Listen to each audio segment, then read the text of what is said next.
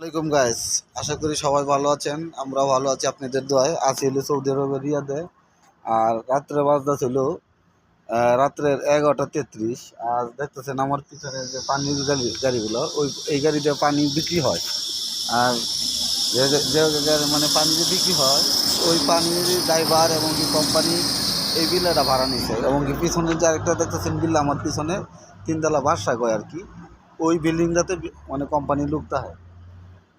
আর বাংলাদেশে থেকে ভালো আছে সৌদি আরবে, অন্তত যারা টাকা কামাই করতে পারে তাদের জন্য ভালো আছে। আর যারা অনেক কষ্টে থাকে এরা তো বলার বাইরেই। আর আমার যদি ভিডিওটা ভালো লাগে তো একটা লাইক শেয়ার করবেন, চ্যানেলটি সাবস্ক্রাইব করে দেবেন।